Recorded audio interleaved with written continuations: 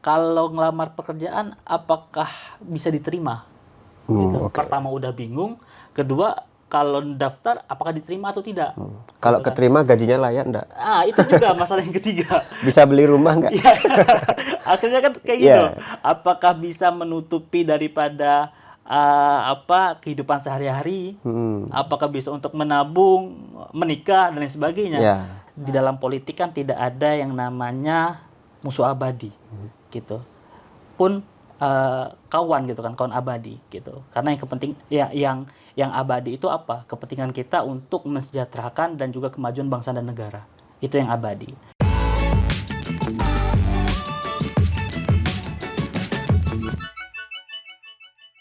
Ya, halo Tribuners, kembali lagi dengan saya Ahmad di program Ngaso, dan kali ini kita sudah kedatangan tamu Mas Ibad ya. Ya, siap, Ya. Mas.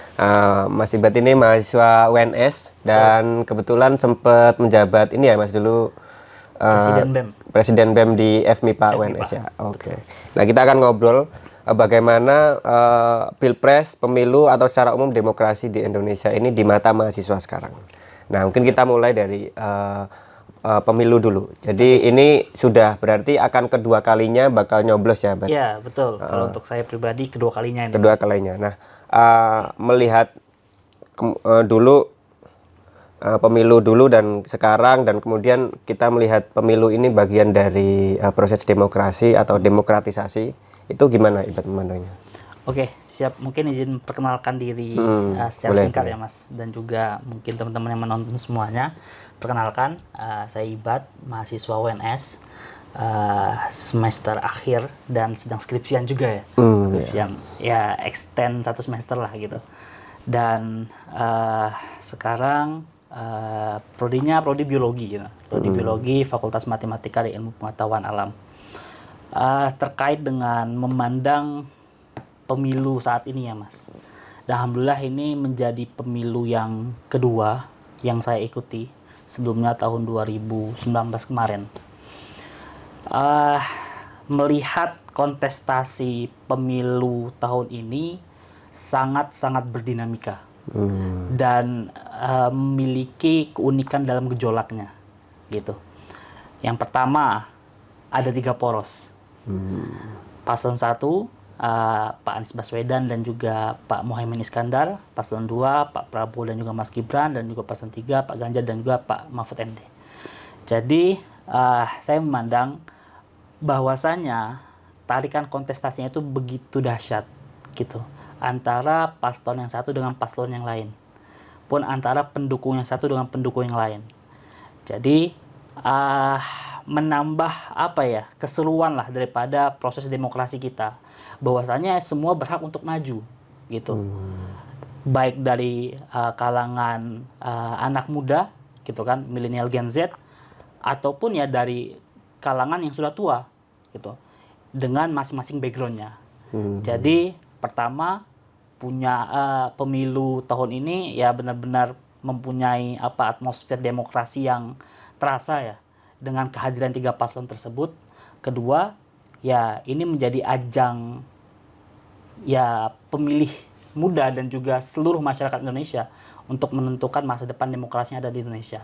Jadi kontestasinya agak panas karena Ya, sebelumnya kan 2 periode nih, melanjutkan 2 periodenya Jokowi. Nah, sekarang Pak Jokowi harus berhenti, dan ternyata dari proses kemarin muncullah 3 calon. muncullah 3 calon. Begitupun dengan berbagai macam dinamika ya, Mas, ketika 3 calon tersebut muncul gitu. Nah, oke, kita coba bedah satu demi satu nih, capres cawapres.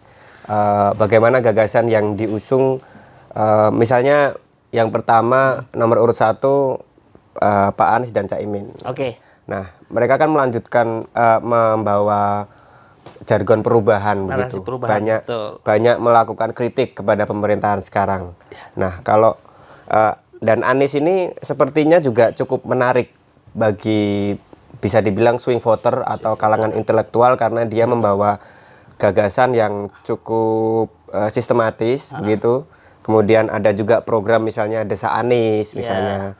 Kemudian dia banyak membawa riset-riset, kemudian ilmu pengetahuan dicanangkan di dalam kebijakan yang akan dia ambil nanti ketika terpilih. Nah, menurut Mas Ibad gimana nih Anies Caimin? Oke, paslon 1 dulu ya Mas. Paslon 1 Anies Caimin dengan latar background seorang berdua-duanya aktivis ya, aktivis lulusan UGM gitu kan, mempunyai background organisasi ekstra gitu kan, HMI dan PMI. Ya saya rasa paslon ini membawa sebuah narasi perubahan,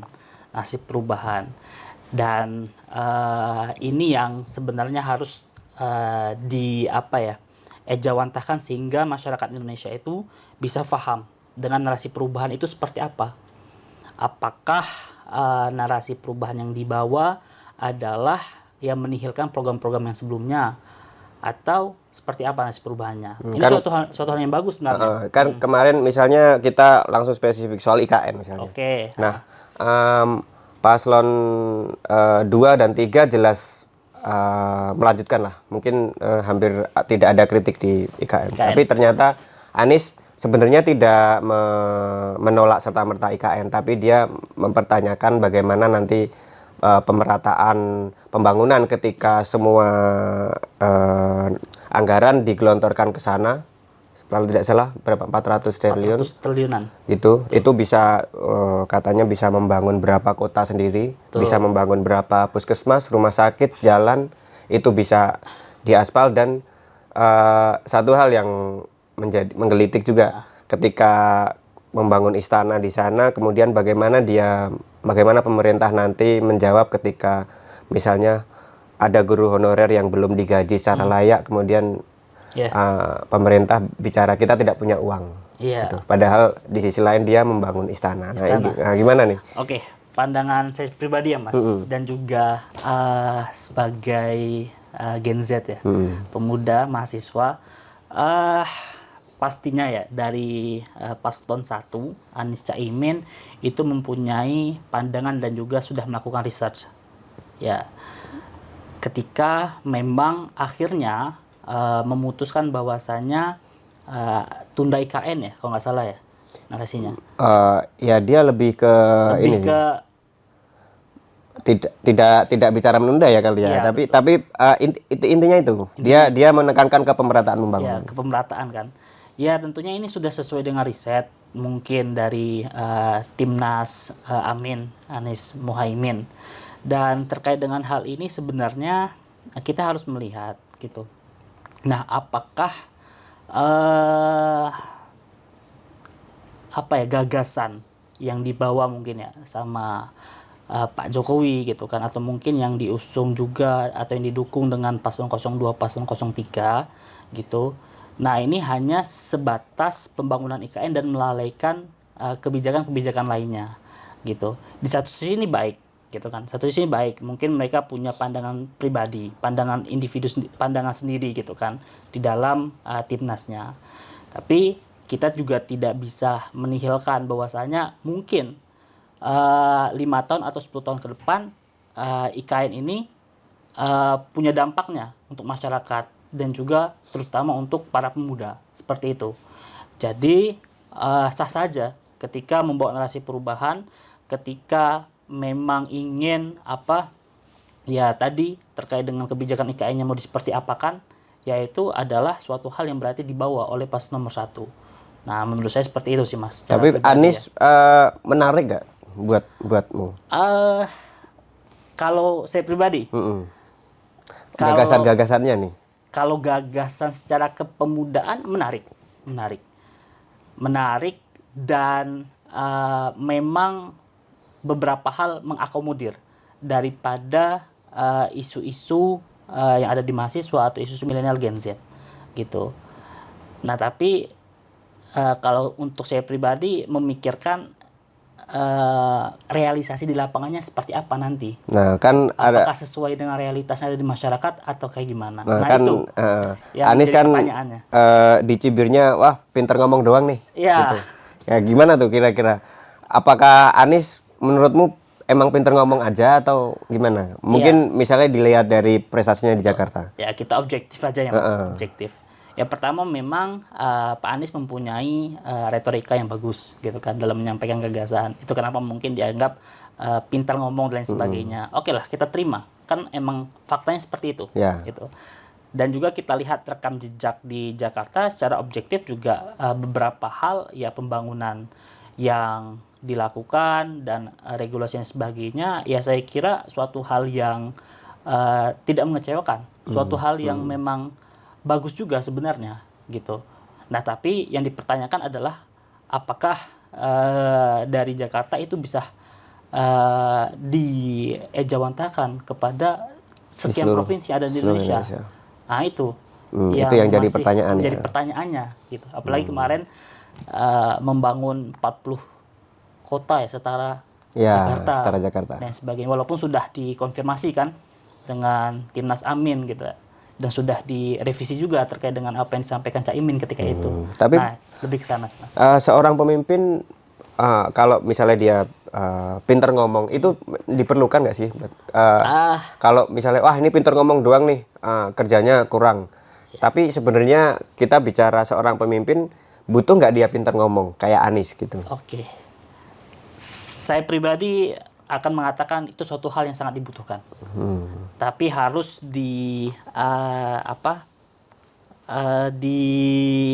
diseimbangkan lah dengan kinerja gitu. Jadi seorang diplomat ulung bagi seorang pemimpin ya. Karena apa? Karena suatu kebijakan itu ya bisa tersampaikan ketika ya apa yang disampaikan itu bisa diterima oleh si pendengar. Jadi kebijakan itu walaupun baik harus dikomunikasikan dengan cara baik pula. Dengan cara yang baik pula. Nah ini suatu hal yang plus sebenarnya, kita harus memandang itu secara objektif gitu kan. Tapi ya kembali lagi harus kita seimbangkan dengan realisasi di lapangan seperti apa kondisi dan situasi masyarakat yang ada. Oke. Nah kita bergerak ke calon nomor 2, Prabowo Gibran. Nah, Pak Prabowo ini pasangan yang paling kontroversial nih.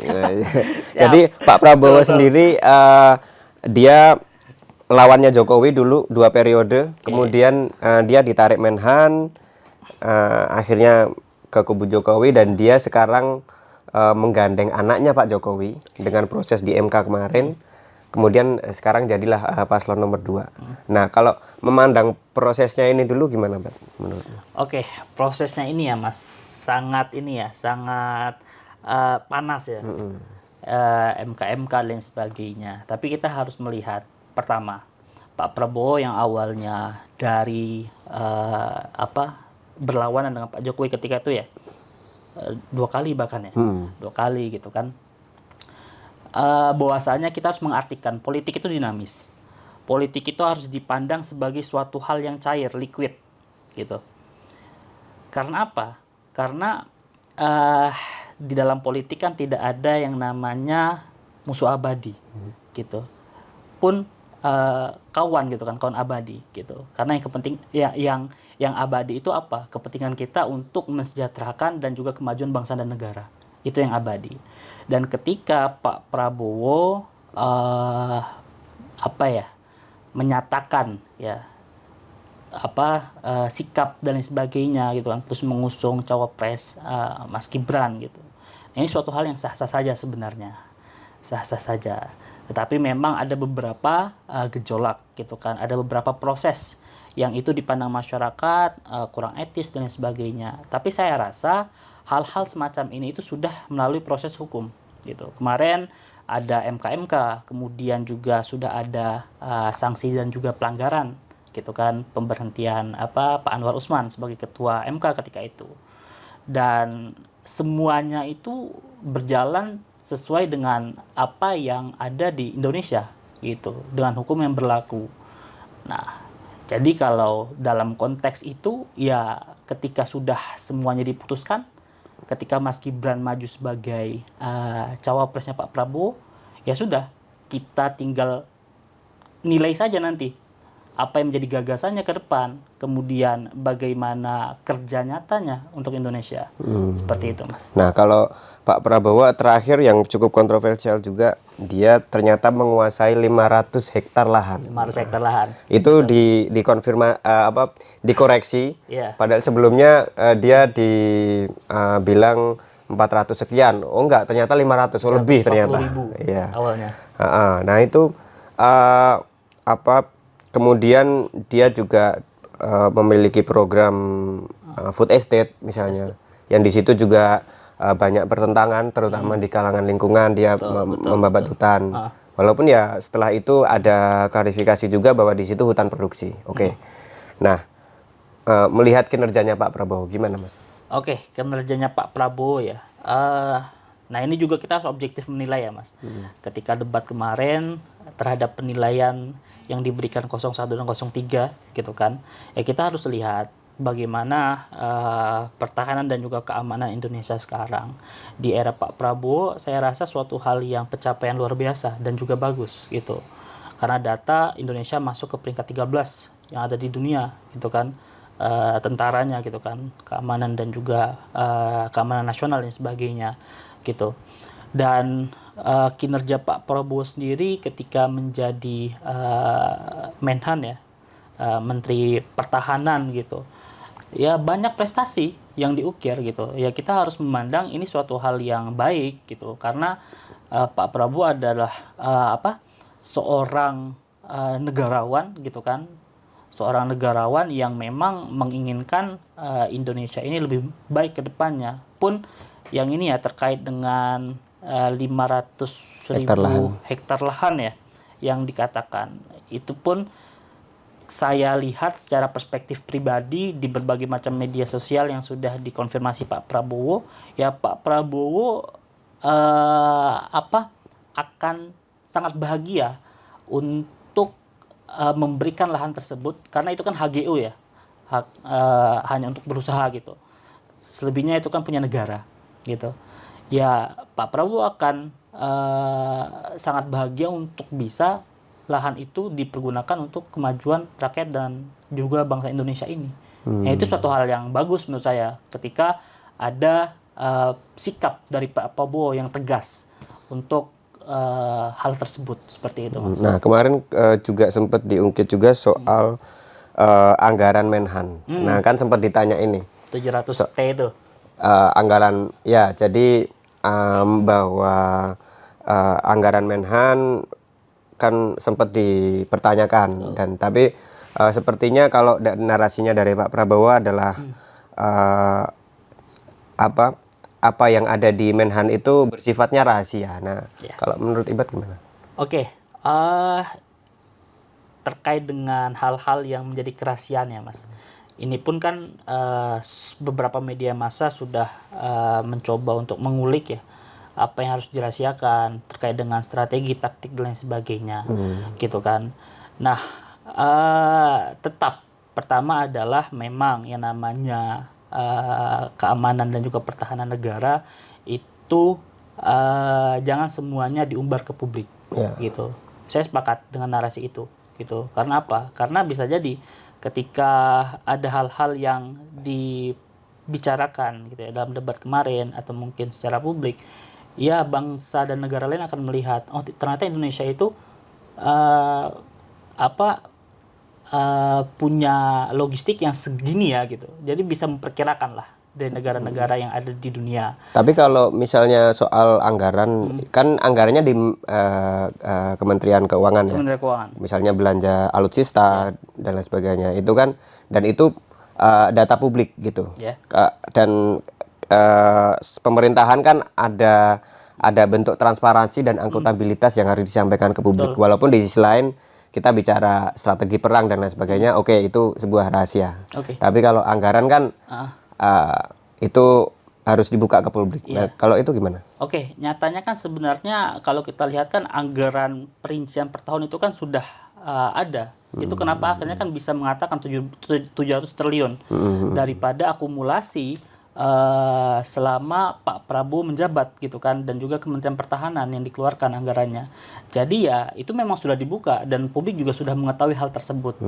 Jadi ini menurut saya secara pribadi suatu hal yang tidak perlu dipermasalahkan sampai berlarut-larut gitu, karena kita harus fokus untuk apa? Untuk proses kontestasi ke depan. Jangan sampai hal-hal yang semacam ini membuat polarisasi yang ekstrim di tengah masyarakat. Betul. Nah, suatu hal yang sudah disampaikan ya sudah, berarti itu data dan juga fakta yang ada.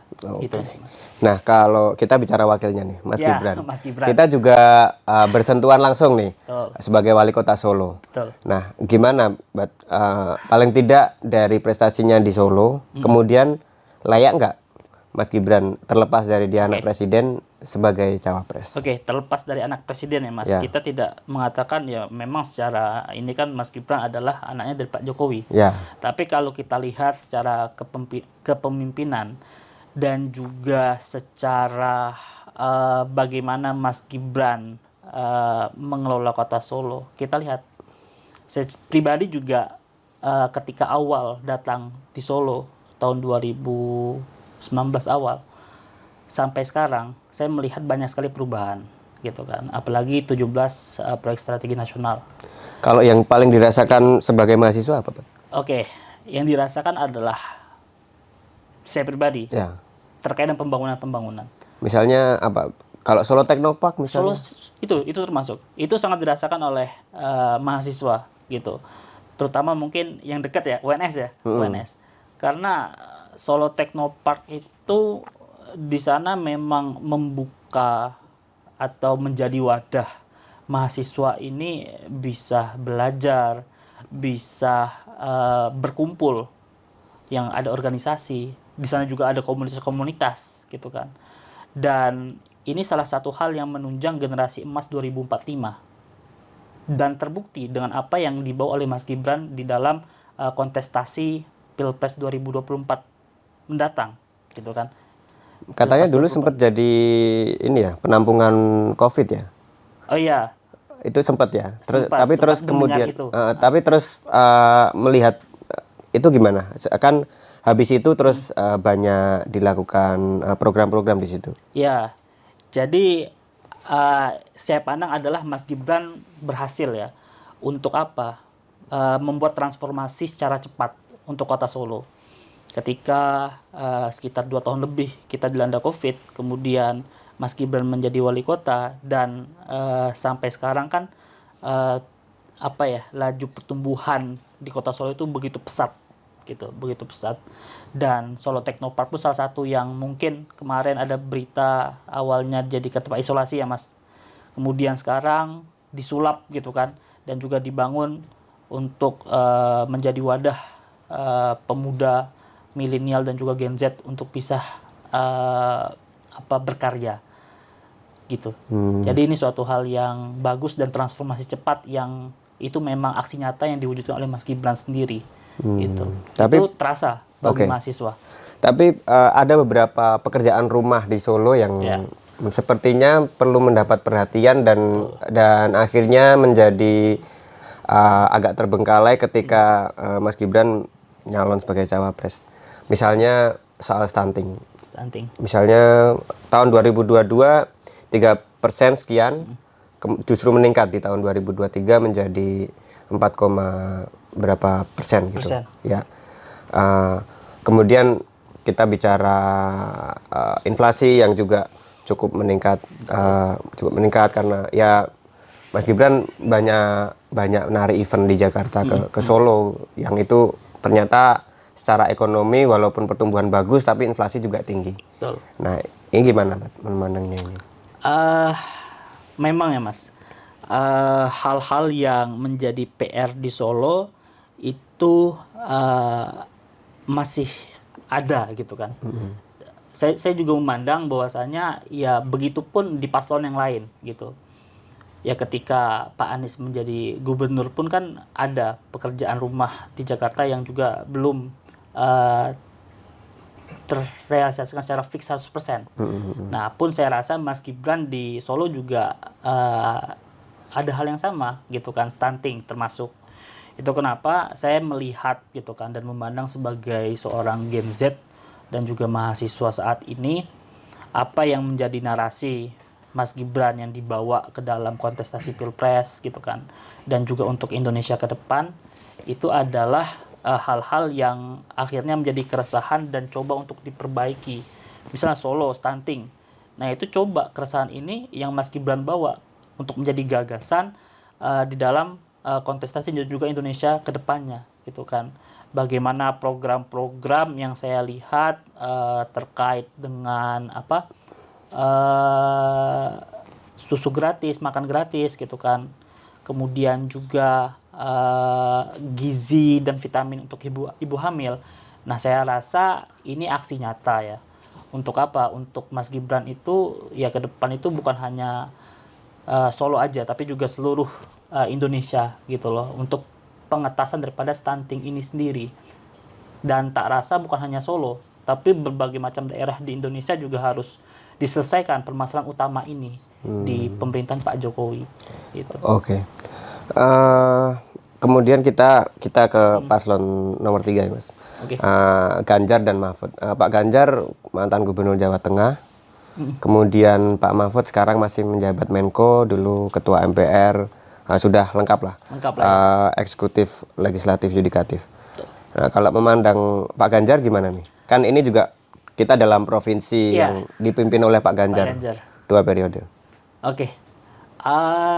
Memandang Pak Ganjar ya Mas, sebagai gubernur di Jawa Tengah, ya secara objektif ya Pak Ganjar sudah menyelesaikan gitu dengan maksimal apa yang menjadi tanggung jawab gitu kan. Dan beberapa hal yang mungkin terasa di mahasiswa adalah terkait dengan isu lingkungan gitu. Beberapa kali kemarin ketika mungkin mahasiswa WNS atau mungkin mahasiswa yang ada di Solo Raya semuanya gitu kan mengeluhkan misalnya terkait dengan isu yang ada di Wadas gitu, dan beberapa ya proyek-proyek lainnya. Tapi kan itu kan dikonfirmasi Pak Ganjar bahwasanya itu isu nasional. Maksudnya proyek nasional. Wadas PSN juga. PSN juga. Tapi ketika itu kan Pak Ganjar memang berusaha lah untuk bisa ya mengakomodir daripada keresahan masyarakat. Walaupun ada hal-hal yang kita pandang sebagai mahasiswa ya masih harus diperbaiki seharusnya gitu kan. Bagaimana masyarakat adat di sana menerima atau tidak dan lain sebagainya. Nah, ini menjadi PR gitu di pemerintahan Pak Ganjar ketika itu gitu kan. Ya beberapa hal yang lain terkait dengan masalah pendidikan dan sebagainya saya rasa bagus gitu. Saya rasa bagus bagaimana universitas yang ada di Jawa Tengah gitu kan banyak menjadi universitas terbaik juga di Indonesia gitu. Dan ini suatu pencapaian yang ya kita harus memandang ya oke gitu loh terkait dengan kinerja tersebut. Tapi memang ada beberapa PR yang belum terselesaikan. Oke. Nah, kita coba ini mengulas tiga-tiganya tapi dari sisi keresahan anak muda nih. Keresahan anak muda, Ibad sekarang sedang skripsi, mau lulus, nanti bakal kerja gitu. Nah, misalnya melihat UMR sekarang. UMR Jateng termasuk paling rendah. Solo juga kenaikannya aduh dikit banget. Betul. Nggak sampai 100.000 gitu kan. Terus kita bisa bicara apa sih yang jadi keresahan anak muda sekarang? Disrupsi digital misalnya. Gimana kita lihat Klewer sepi gitu. Pasar-pasar tradisional sepi. Gitu. Apa yang menjadi keresahan paling utama yang tiap hari tuh jadi keresahan anak muda sekarang apa, Mbak? Oke. Keresahan anak muda ya, Mas.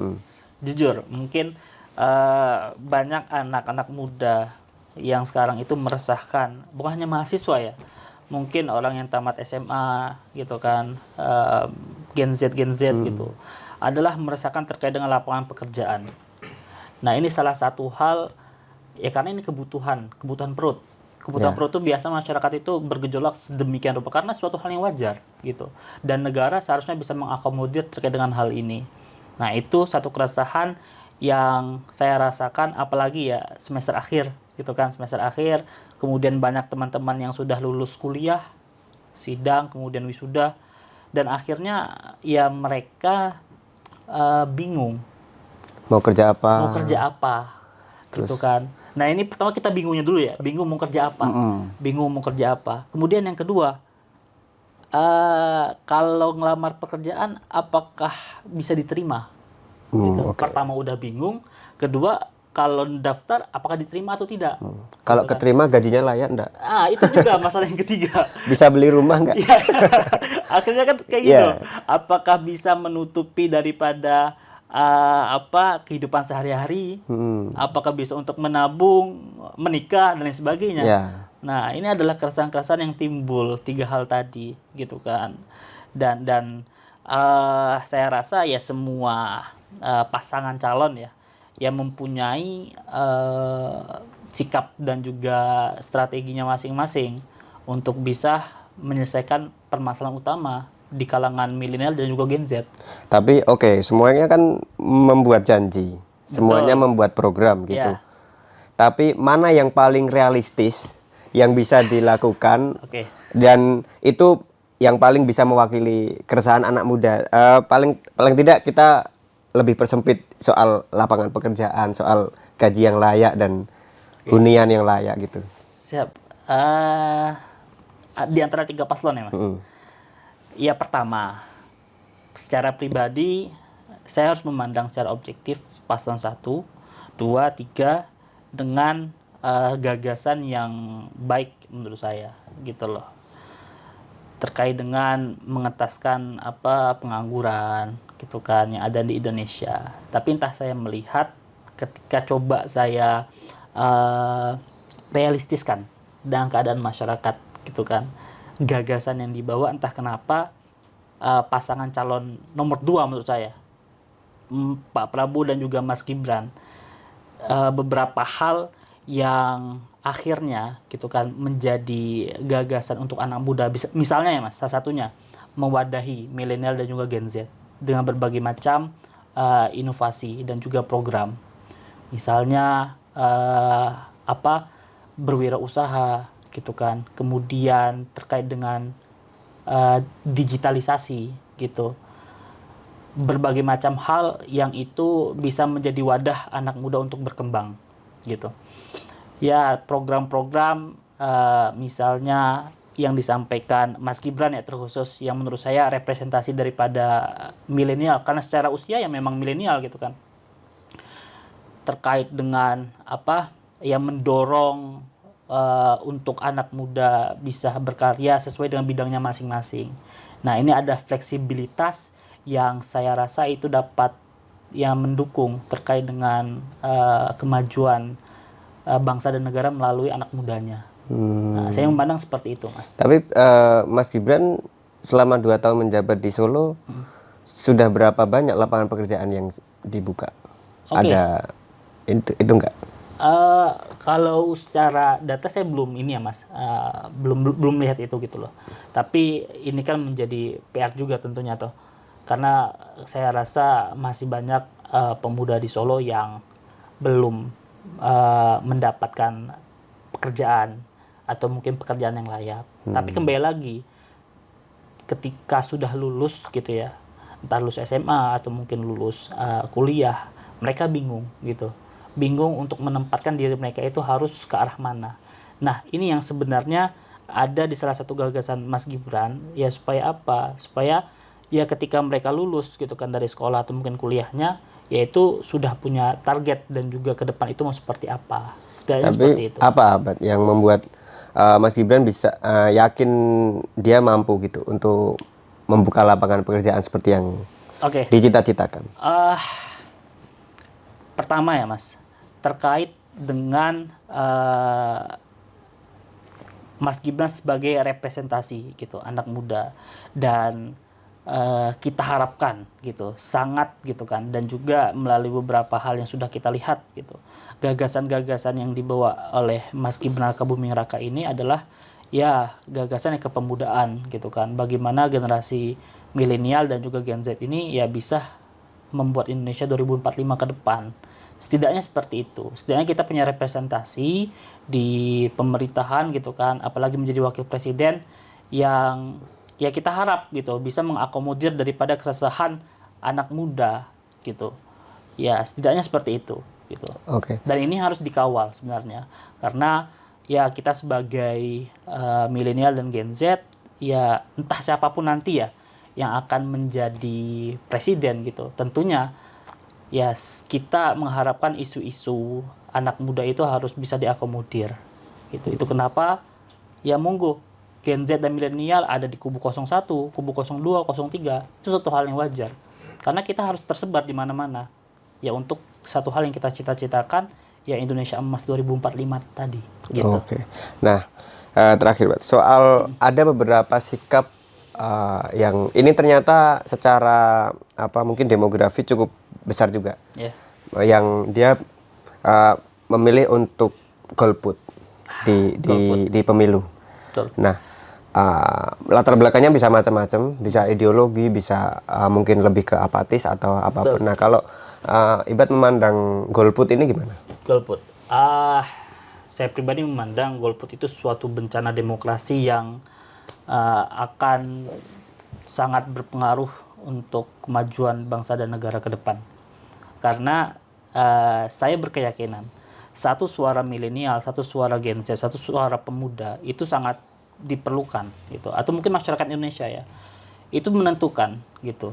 Jadi golput ini harus benar-benar diatasi atau harus kalau bisa diminimalisir dan juga ditiadakan lah gitu kan, dengan berbagai macam strategi kampanye dan lain sebagainya. Ya supaya apa, anak muda itu bisa ya memberikan suaranya untuk paslon yang memang tepat sesuai dengan gagasan si anak muda tersebut gitu.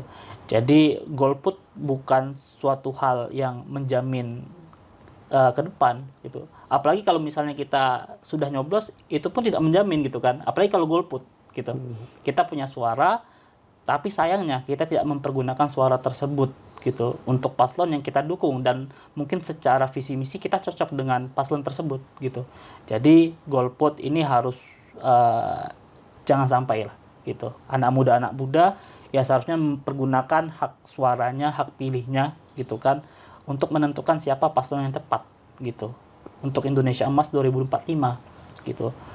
Ini suatu hal yang sangat disayangkan ketika hanya sebatas gagasan gitu. Gagasan aja tapi kita golput, tidak memilih gitu kan, dan akhirnya ya kita tidak bisa menjadi penentu untuk Indonesia maju ke depan. Seperti itu, Mas. Oke, itu tadi obrolan kita dengan Mas Ibad, dan kita bisa ngobrol di episode selanjutnya dengan narasumber-narasumber yang juga lebih menarik lagi. Saksikan program Ngaso di episode selanjutnya. Download Tribun X sekarang, menghadirkan lokal menjadi Indonesia.